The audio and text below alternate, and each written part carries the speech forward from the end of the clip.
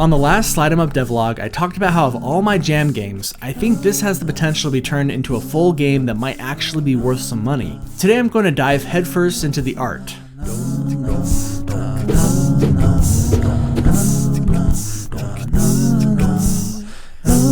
When it comes to releasing game art for a commercial game, I have to ask myself, what will people actually pay for? And there's certainly a few routes I can go down here. Let's look at a few different art styles. The game is currently pixel art and I hate it. Not because I hate pixel art, but because I hate my pixel art. It's one of those things where unless the artist is a real pro, it just looks cheap and ugly to me. I'll fawn over Owlboy and Crosscode all day long, but this is not that. And I would have to pay someone to make that art quite a bit of money, and that's just not something I have right now. Another option is 3D. I actually dabbled in Blender a bit just before restarting this project, but ultimately decided against using it for this. I'm just not very good with it, and I don't think I can make a professional looking 2D sprite in Blender, even though this is probably my second favorite option. At some point though, I fully intend to make a game in 3D, either fake 3D using sprites from Blender or true 3D once I've moved over to a 3D engine like Godot.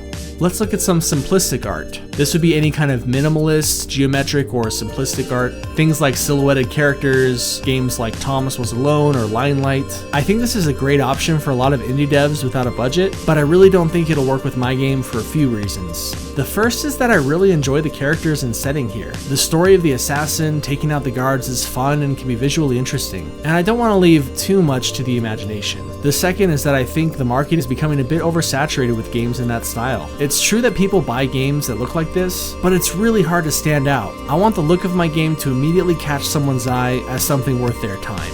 And the last option I want to look at is vector art. When you look at the App Store and you ignore the 3D games and minimalist style games, the best selling ones are the highly saturated cartoon games. I think this style meshes great with what I've got in mind. The only problem here is I don't know how to use any vector software, but ultimately I think if I teach myself, this is going to be the right one for me. And technically this doesn't have to be vector art since a hand-drawn style can achieve a similar look, but with vector art I can cheat. With hand-drawn art I actually have to be talented with art, which I'm not.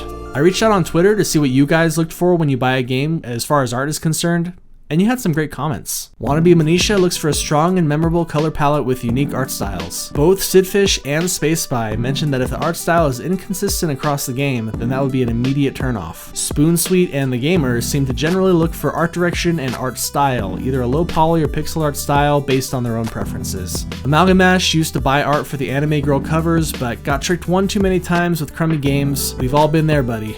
Now that I know what art style I want to go with, let's back up a bit. Around the time the original Slide 'em Up came out, I started considering moving away from pixel art. I really just couldn't stand it. You may have noticed my little Mighty Jor guy went from pixel art to a vector drawing as well. I've gone on to make some big changes to my channel and my brand using this exact art style, mostly because I was just tired of my old ugly pixel art. So now let's use this style to create some pretty game art.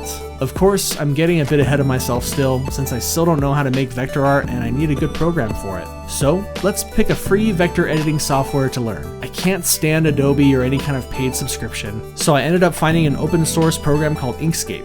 It's great for making art, text, video thumbnails, and everything in between. And after a few hours of YouTube tutorials and a couple of tracings, I felt pretty comfortable with it. The first piece of art I made for the game was the main character. I'm really not much of an artist, as I've said before, so I essentially traced the body and head shape from my main Mighty Jor dude and just drew a bunch of clothes on top of them. The shadows and highlights are all drawn on top of those, which is a very tedious but necessary process for things to look right. If there's one thing I've learned about vector art, it's that you spend a lot more time up front making something look good, but ultimately it's much easier to work with in the long run. I've also neglected to mention the biggest selling point of vector art. It's infinitely scalable, so you can completely avoid any kind of pixelation due to the art being made by literally just drawing lines between different points using math. This will be really useful once I start making logos for the game as well. Around this time, I went on a family trip where I couldn't have access to my computer for 2 weeks. I panicked a bit thinking I'd lose a bunch of progress, but then I had an idea. What if I could do vector art on my phone with a touchscreen? What followed was one of the best things to happen to me creatively. I found a free app called Vectornator and learned to use that. It was really a hassle at first teaching myself a second vector art software, but by the end of the trip, I was a pro. I started out drawing a bunch of GUI icons, which I think look really nice. Then I spent hours upon hours touching them up.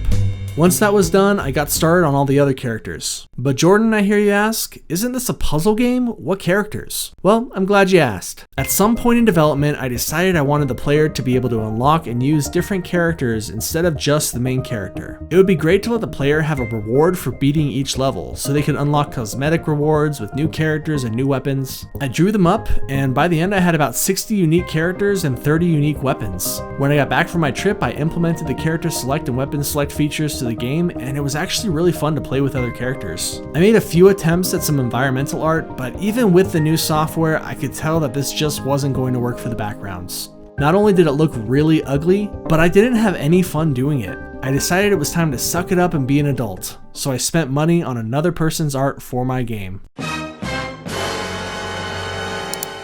In the end, it was absolutely the right call. I love the way these scenes look in the clouds, in the desert, in the forest, and it saved me days of work by just supporting another creator. And it's not like it was even all that expensive. I think I paid $10 for all of this from craftpicks.net. I also grabbed a tile set and used Tile Setter to make it auto tile, which, while it's certainly not perfect, gets the job done quite nicely. This could potentially just be placeholder art, but depending on how much I want to put into this game, it might be the final art as well. I made some menus and got the art implemented in the game.